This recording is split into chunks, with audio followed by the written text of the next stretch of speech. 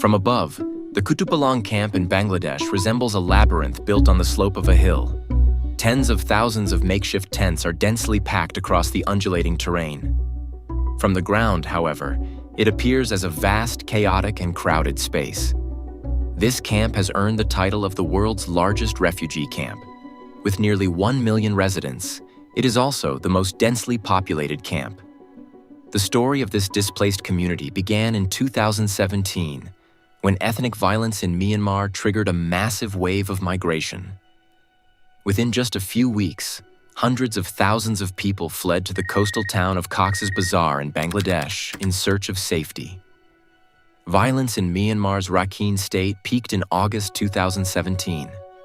Targeting families through attacks such as mass rapes, arson, and drownings, these events resulted in the deaths of over 9,000 people and forced nearly 1 million others to flee the country.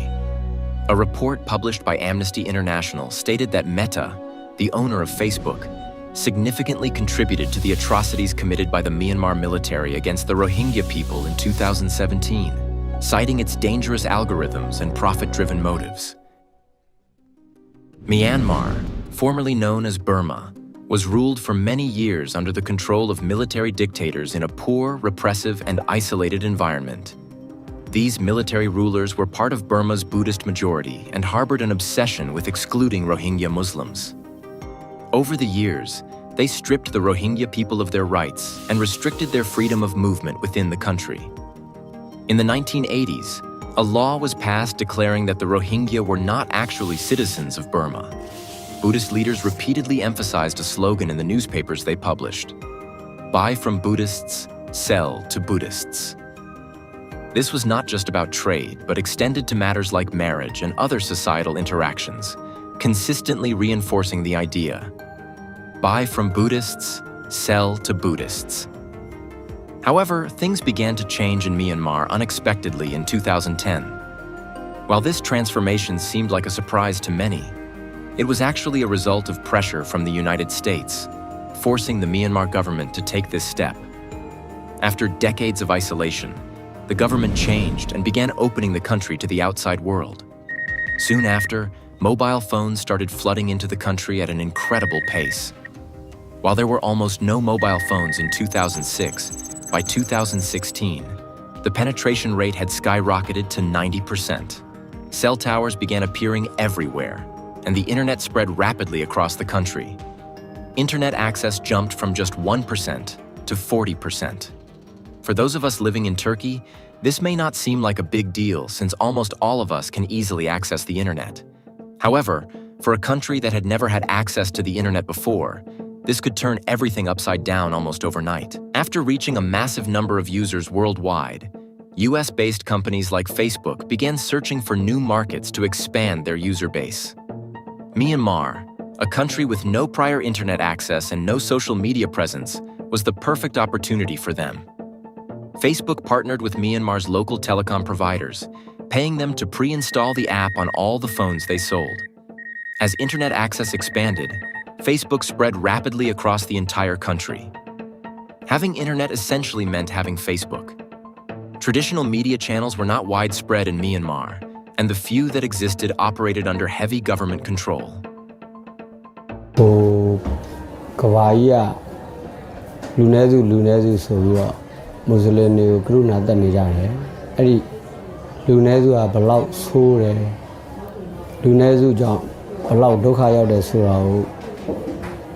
As a result, nearly everyone began relying on Facebook for news. At the same time, news stories like the speech of Ashin Wirathu started surfacing across the country. Ashin Wirathu, a Buddhist monk known as the leader of the 969 movement, became infamous for his anti-Rohingya rhetoric. The 969 activists were an extremist group focused on spreading conspiracy theories about the Rohingya Muslim minority, claiming they were planning to invade the country and wipe out the Burmese population. Ashin Wirathu, who referred to himself as Burma's Bin Laden, gained nationwide recognition as an anti-Rohingya preacher, largely thanks to Facebook. His anti-Rohingya sentiments became visible on everyone's Facebook feed due to the platform's algorithm. Facebook's algorithm was designed to maximize profit, aiming to keep users on the app for as long as possible. To achieve this, the platform prioritized emotionally engaging content, often promoting videos filled with violence and hate, provoking users to react and stay engaged. And Ashin Wirathu began to implement his plans more effectively each day, thanks to Facebook. During this period, tensions between Buddhists and the Rohingya Muslim minority escalated dramatically, leading to increasing violence. The first major conflict erupted when several Buddhist men raped and murdered a Buddhist woman, placing the blame on 3 Rohingya men. The accused men were executed, and the incident spread rapidly on Facebook, fueling even greater anger and chaos.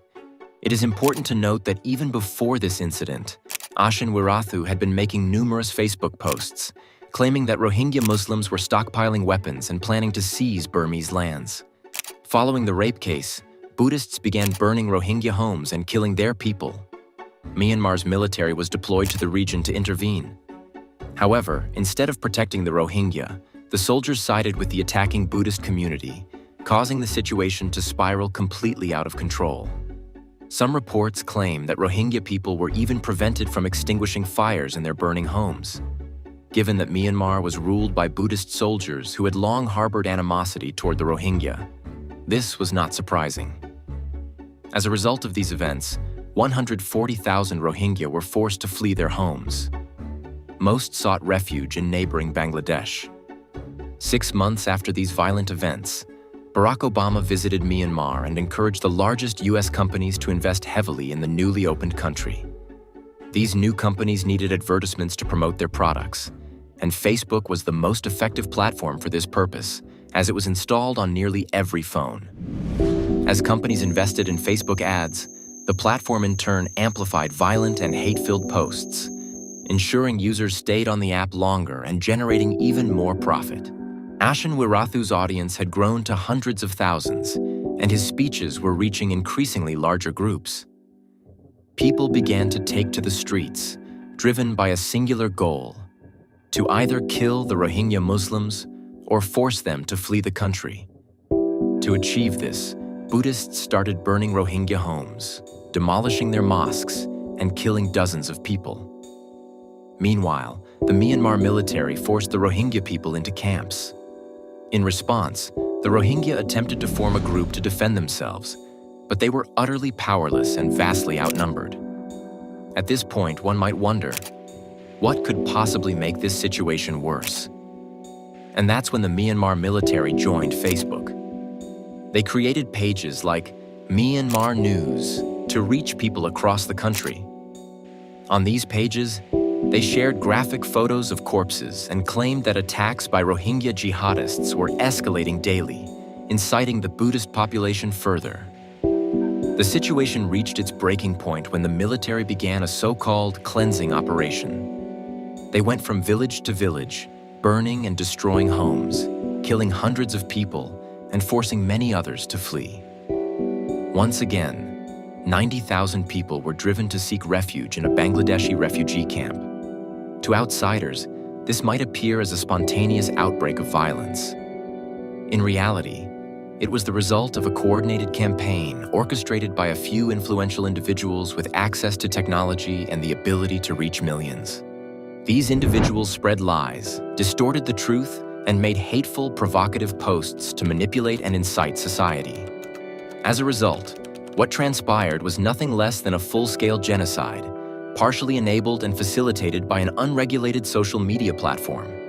Even after the events, the Myanmar military continued using Facebook. They posted statements claiming that the Rohingya issue was an unfinished business from the past and that it had finally been resolved.